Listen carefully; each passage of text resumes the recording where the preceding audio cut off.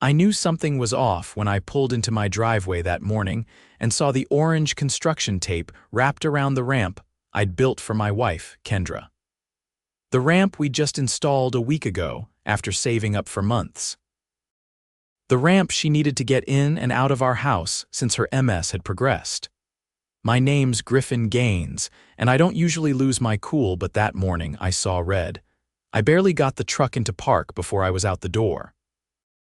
There was a sign staked into the grass beside the ramp in bold letters, "Unauthorized structure HOA violation." And below that, signed in pen like it was a piece of art, Barbara C., HOA compliance chair, Barbara, of course. Barbara Calloway was your classic HOA Karen mid-50s, bob haircut sharp enough to slice drywall, and a voice that made your eardrums flinch.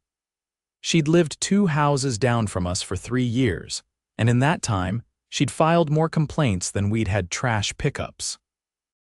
I ripped down the tape and stormed up the ramp to get inside.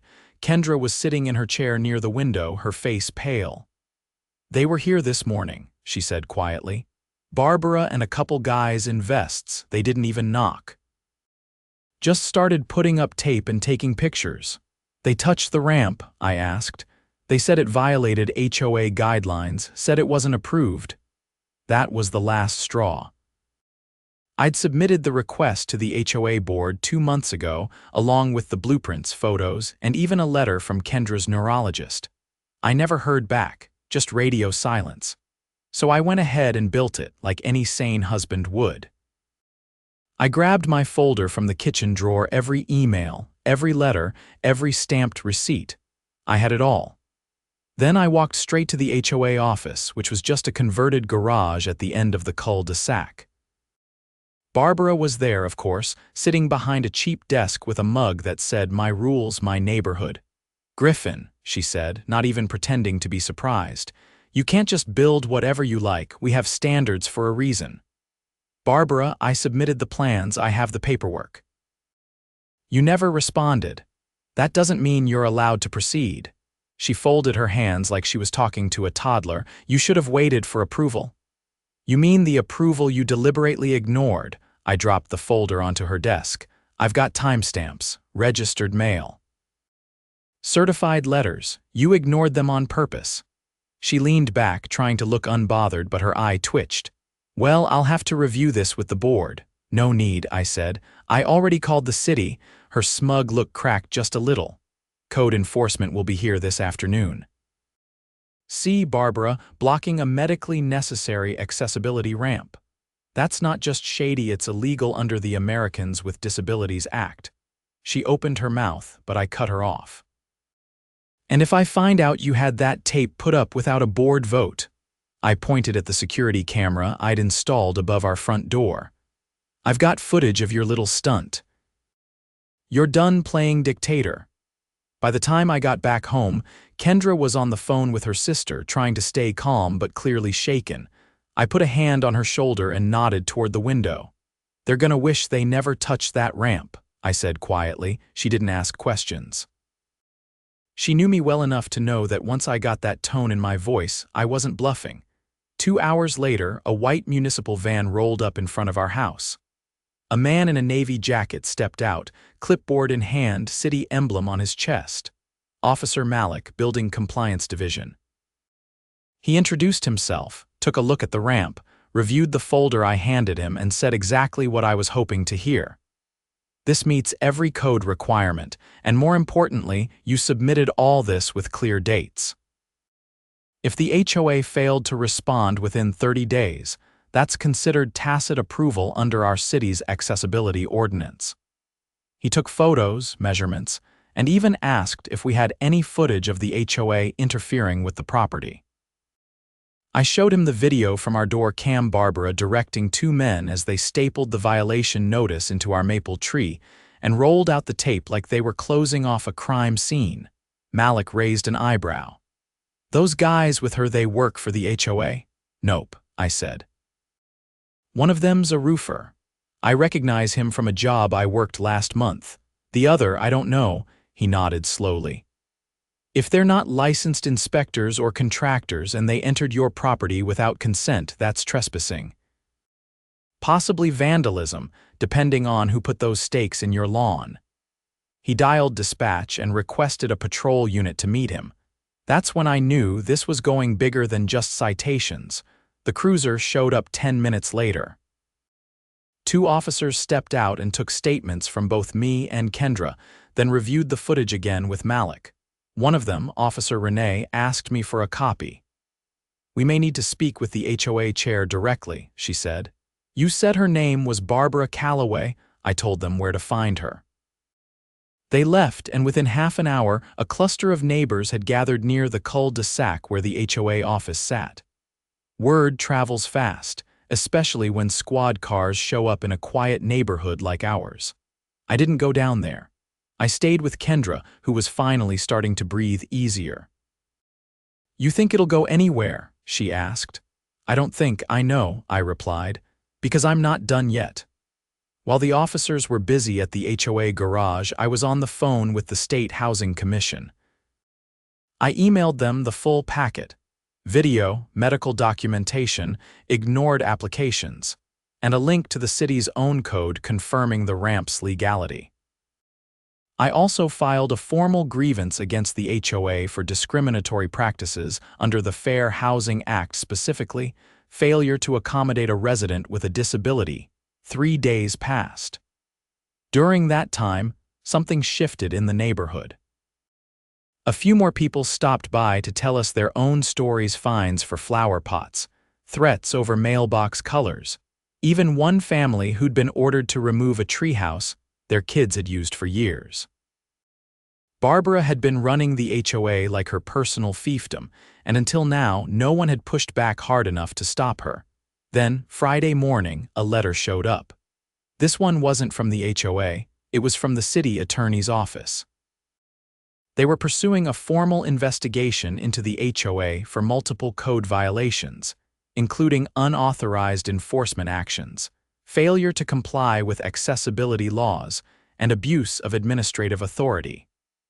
Not only that, but the 2 men who'd been with Barbara. One of them had a prior conviction for property damage on a commercial site 2 years ago.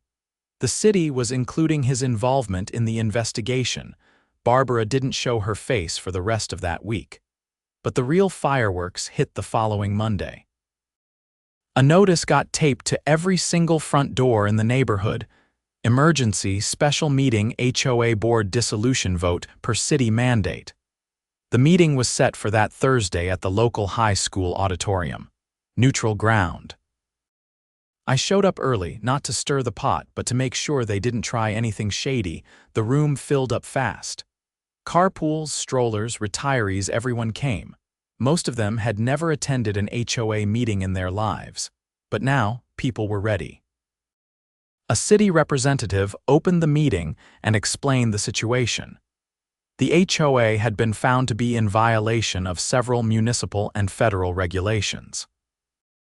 The city was recommending a full dissolution of the current board and a temporary oversight committee, until a new election could be held, one with strict transparency requirements and third-party auditing. Barbara finally appeared, sitting stiff-backed in the front row, arms folded, lips pressed so tight they'd turned white. She tried to stand and speak, but the moderator cut her off. "This meeting is being conducted under city supervision. Any statements from prior board members must be pre-approved and submitted in writing." She sat down, furious but silent. Then they opened the floor. One by one, neighbors stood up and told their stories. A nurse who'd been fined for parking a second car in her own driveway. A veteran who'd been threatened with legal action over flying an American flag that was too large. A retiree whose garden gnomes had been deemed aggressive aesthetics. And then they called my name. I stood up and spoke clearly, not with anger but with purpose. I submitted every document, followed every rule, and still my wife's ramp was blocked, not for safety reasons, not due to construction flaws, but because someone on the board decided they just didn't like it. That's not enforcement, that's control, that's discrimination. No one clapped. No one needed to. The silence was louder than applause. The vote wasn't even close. 91% of residents voted to dissolve the board. Barbara stormed out before the count was done. The next morning, a city crew came and removed the HOA signage from the entrance to the subdivision. The mailbox labeled HOA violations was taken down. The website was shut off by noon. By the end of the day, the Oversight Committee sent out a letter outlining the plan for a new election. Only residents with no prior board involvement, no active complaints, and no financial interest in enforcement penalties would be allowed to run. I didn't put my name in, but I made sure to nominate my neighbor, Margaret, the same one who'd helped us build the ramp, and me. I installed another security camera just to be safe. Because if someone ever tries to pull something like that again, they're going to find out real quick we don't back down around here. Not when it comes to protecting our own. By the second week, the neighborhood felt different. Grass still grew, garbage still got picked up, but the tension that had lingered over every front porch and flower bed had lifted. Without the HOA's grip tightening around every little decision, people smiled more, lingered outside longer. But beneath the surface, something was still unfinished. It started with a voicemail. "Mr. Gaines, this is Detective Priya Loma's Financial Crimes Division. We've received a referral from the city attorney's office. I'd like to speak with you regarding the HOA investigation." I called her back immediately.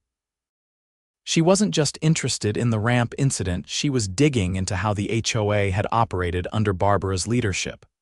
And according to her, the ramp tape was just the tip of a very large, very rotten iceberg. "Based on records turned over by the city," she said, "we've identified several irregularities in the HOA's financial records. Things like vendor payments to companies that don't exist, duplicate invoices for landscaping services. And then there's the matter of the violation fees. They made those up half the time," I said, "more than half, and they were routing the payments through a third-party processor that Barbara set up herself. It's registered to a P.O. box 2 towns over." I didn't say anything for a second. "Then, so it's fraud. It's felony embezzlement, and that's just what we've found so far." She asked if I'd be willing to testify if needed. I said yes.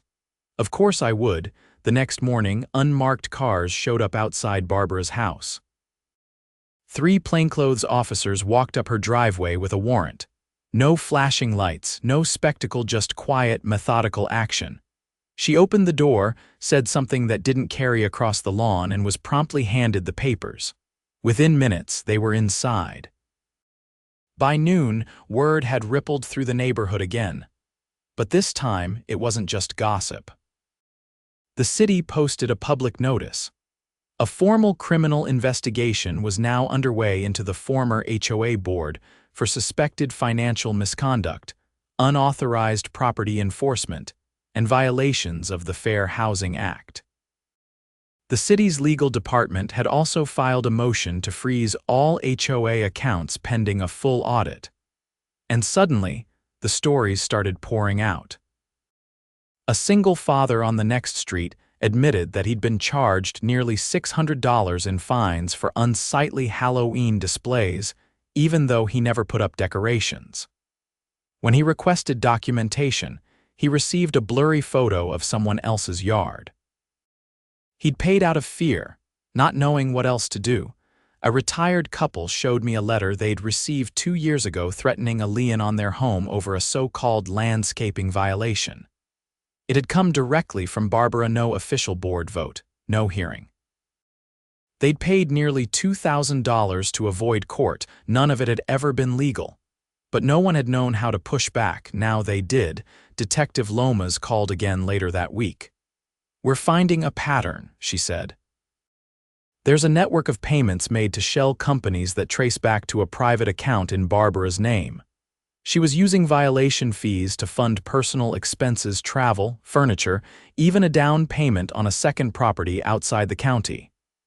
I wasn't shocked, just angry. Not for myself, for everyone who'd been scared into silence by a woman who'd worn authority like armor and treated empathy like a disease. Kendra listened quietly as I explained everything that was unfolding. She didn't speak until I finished. She didn't just target us, she said. She targeted vulnerability. That stuck with me. I started gathering every statement, letter, and receipt neighbors could find, not just about the ramp, but from everyone who'd been affected. I organized it chronologically, labeled each section, and included signed statements. I didn't give it to the police, I gave it to a journalist, Marta Reyes, investigative reporter with the local paper. I'd met her once during a city council meeting when I was still doing contract work for the Parks Department. She'd covered corruption cases before, and she didn't pull punches. She showed up the next day with a photographer and a recorder. I didn't just tell her what happened, I showed her the footage, the paperwork. The fear Barbara had built into the neighborhood like it was part of the HOA's foundation. Marta interviewed 10 other residents. She pieced together the financial records revealed in the audit and tied them to the threats, the intimidation tactics, and the selective enforcement of neighborhood rules. The article dropped 3 days later. It was front page. Power, profit, and control. The dark legacy of one HOA's rule. The story exploded. Local news stations picked it up. A state senator even commented, calling for oversight reform and new legislation requiring transparency in all HOA operations across the state. Then came the arrest. Barbara was taken into custody following a grand jury indictment on 7 felony counts, including wire fraud, elder financial abuse, and obstruction. The P.O. box where she'd funneled the payments. It led to a storage unit full of HOA documents. She never reported letters from residents appealing fines, denied applications, and even internal memos where she coached other board members on how to discourage problematic residents.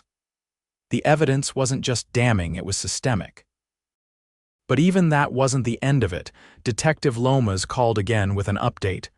"There's something else," she said. "We found evidence that Barbara had attempted to forge board votes minutes from meetings that never took place, signed by people who weren't even in the state at the time. Forgery on top of everything else," I said, "and that's not all. Our forensic team found that she'd installed a hidden microphone in the HOA garage. She was recording conversations with residents without their consent, likely to intimidate them later if they pushed back. That was enough for the DA's office to push for maximum sentencing. I didn't attend the arraignment, but I watched the hearing online. Barbara sat hunched beside her attorney, eyes scanning the courtroom like she was still in control. The judge denied bail. She was remanded to county holding pending trial. It felt like justice. But it also felt like something more than that. A shift. A warning to others who might have thought they could get away with the same thing. The Oversight Committee, now led by Margaret and 2 longtime residents, launched a new initiative. Instead of fines, they offered support. If a resident had a maintenance issue or violated a guideline, they'd get a visit with resources and a volunteer team to help fix the problem, not punish it. They rewrote the bylaws with help from a nonprofit that specialized in ethical housing boards. Every change was voted on by the community. Every decision was documented and archived publicly. The ramp stayed right where it was, untouched, clean, solid. Kendra started gardening again. She hadn't done that in months. She planted lavender and creeping phlox near the bottom of the ramp. One afternoon, while she was watering them, a young couple walked by with a stroller. They paused, looked at the ramp, and the man said, "Hey, we saw you in the paper. Thank you, seriously." Kendra smiled. "It wasn't just us," he nodded. "Still, you stood up." Most people don't. I didn't respond right away. Just looked at the ramp, then back up the street where the HOA office used to be. Standing up hadn't been the hard part. The hard part was knowing when everyone else was ready to stand with you.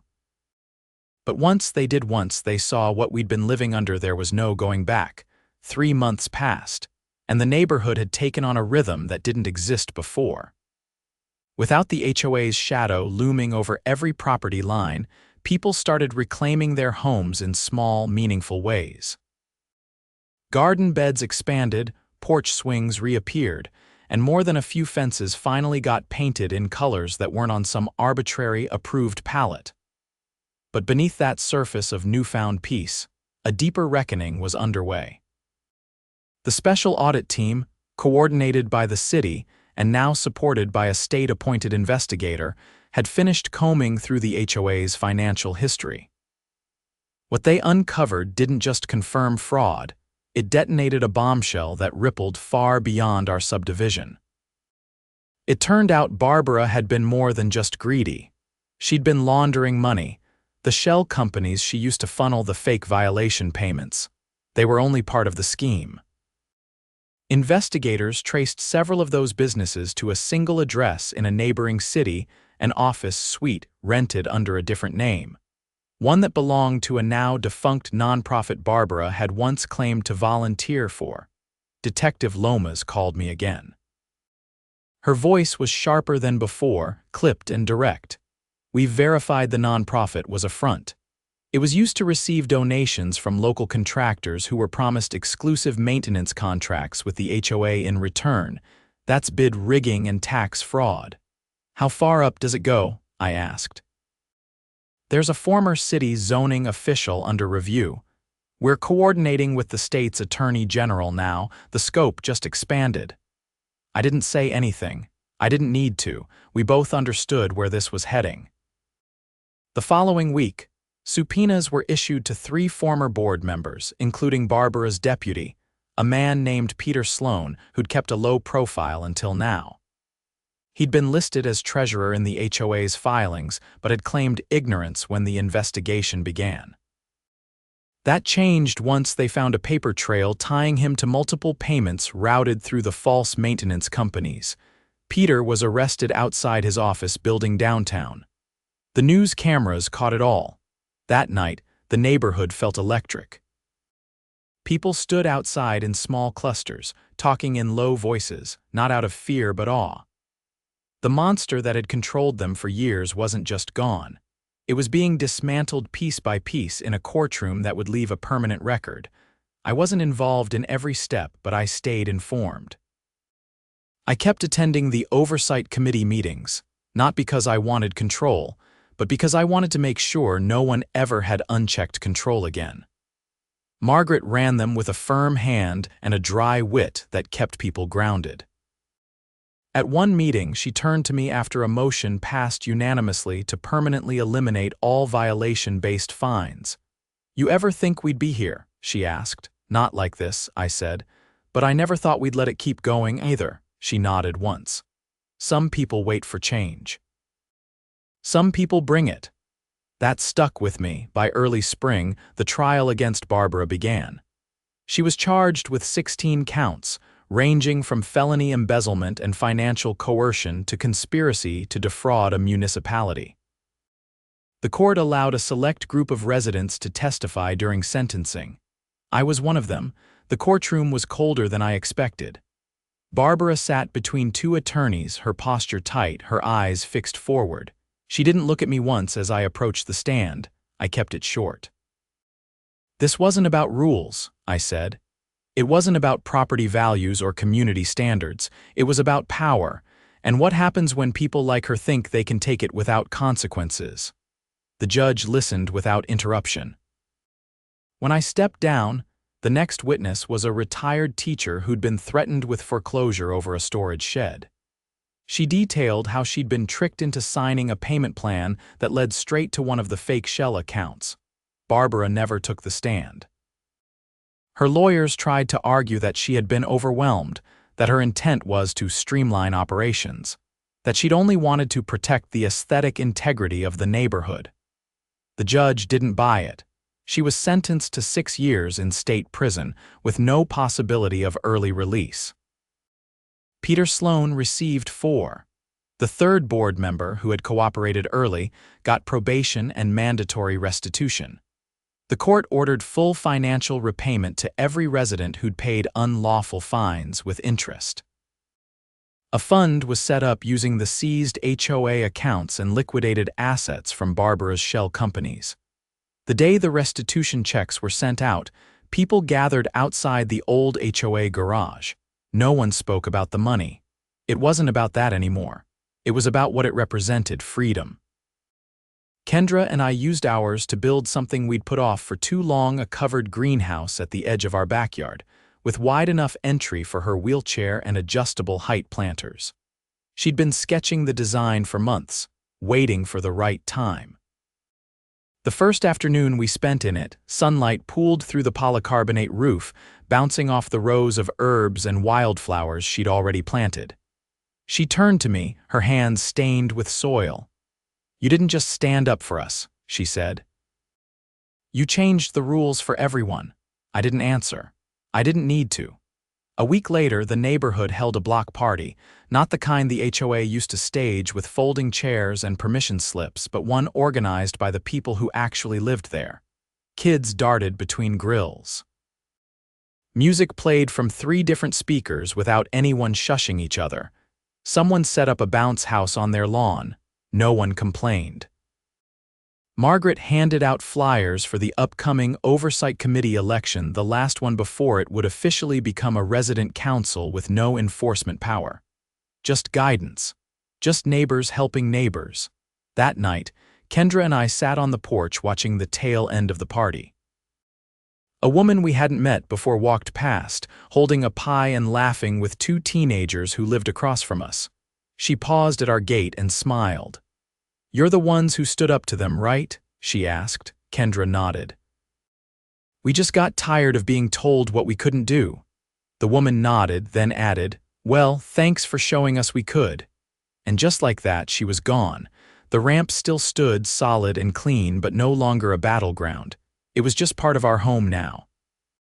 Part of something bigger that had weathered the storm and come out the other side stronger. In the end, the HOA didn't just fall, it was replaced with something real. Something that couldn't be bought, threatened, or manipulated, a community.